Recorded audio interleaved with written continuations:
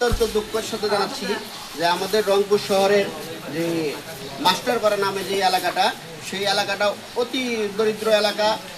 Drain ব্যবস্থা বন্ধ হওয়ার কারণে আমাদের রংপুর সিটির যে উন্নয়ন, সেই উন্নয়ন যতটুকু হওয়ার কথা ছিল সেই উন্নয়নটা হয় নাই। দুঃখজনকভাবে হলেও আজকে আমরা যে মাদ্রাসার সামনে আসছি, যদি এই মাদ্রাসাটা আপনাদেরকে দেখাই তাহলে হয়তো আপনি বুঝবেন যে রংপুর সিটির এত দুর্বল অবস্থা, দুর্বল ব্যবস্থাপনা, সেই দুর্বল ব্যবস্থাপনা যাতে আমাদের রংপুরবাসী মুক্তি পায় সেইটা দেখানোর জন্য আজকে আমরা এখানে নিয়ে আসছি। আপনাদের দেখাই যদি আজকে রংপুরের যে মাস্টারপাড়া যে মাদ্রাসাটা আছে, সেই মাদ্রাসার যে করুণ অবস্থা আমরা একটু আপনাদের দেখাবো। আসুন হুজুর, বলবেন আসলে এখানে পানির যে সমস্যাগুলি হয়, মানে সবসময় কি এরকম হয় না, মাঝে মধ্যে সামান্য বৃষ্টি হলে আমাদের এই পানির এরকম দুর্ভোগ হয়ে যায়। আমরা ছাত্রদেরকে নিয়ে থাকতে পারি না, রান্না বান্না সমস্যা, বিছনাপত্র পর্যন্ত উঠাই রাখছি, এই অবস্থা আমরা কোন অবস্থা আছি। আপনাদের যদি একটু দেখেন এখানে অসংখ্য ছাত্র আছে যারা প্রতিদিন এখানে কোরআন তেলাওয়াত করে, কোরআন শিক্ষা তারা গ্রহণ করে, এবং এখানে শিক্ষকরা আছে তারা সহ আমাদের মাদ্রাসার যে ছাত্ররা আছে তারা কি হালায় আসে আপনাদের একটু দেখাবো। আপনারা যদি আসেন তাহলে আপনাদের একটু দেখাতে পারি। আল্লাহ মাফ করুক, এখানে কি অবস্থা, আল্লাহ তুমি রহমত করো। দেখেন এই যে আমাদের দেশের উন্নয়নের ছোঁয়া, যে উন্নয়নের ছোঁয়া আমাদের মাননীয় প্রধানমন্ত্রী বলছেন যে কোনো মানুষ উন্নয়ন থেকে বঞ্চিত হবে না।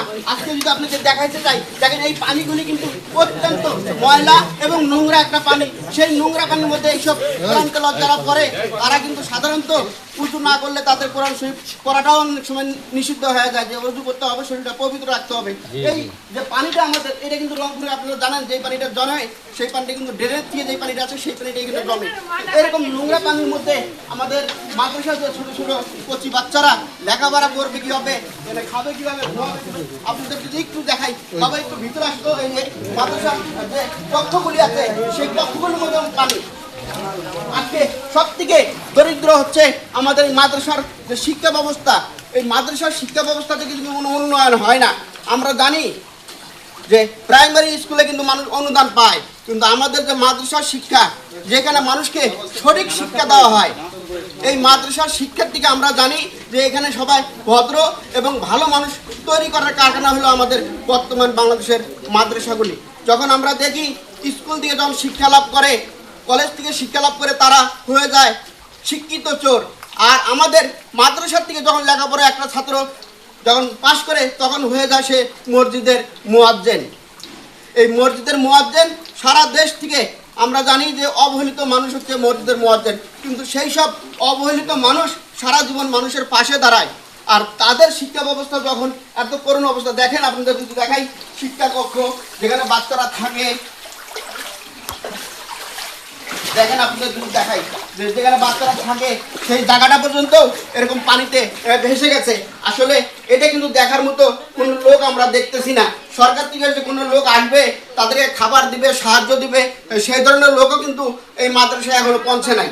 আসলে সরকারি সাহায্য অথবা সরকারি খাবার যাতে এনাদের জন্য একটু বরাদ্দ করা হয়, কেননা এখানে আমরা জানি যে মসজিদ মাদ্রাসার যেই ছাত্রগুলি আছে তারা কিন্তু মানুষের সাহায্য সহযোগিতার উপরেই তাদের নির্ভর।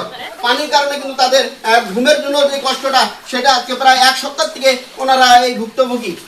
এর মাঝে আমাদের রংপুর সিটি কর্পোরেশনে আমরা যেটুকু জানলাম যে তাদেরকে দেখার মতো কোনো লোক আসে নাই। আমরা যদি আপনাদের আরেকটু ঘুরে ঘুরে দেখাই, আসলে এটা কিন্তু অনেক বড় একটা মাদ্রাসা, যেখানে 50-100 জন মানুষ এখানে ছাত্ররা লেখাপড়া করেন। আপনি যদি দেখাই প্রতিটা কক্ষই কিন্তু পানির নিচে। এখানে যে বই আসবাবপত্র,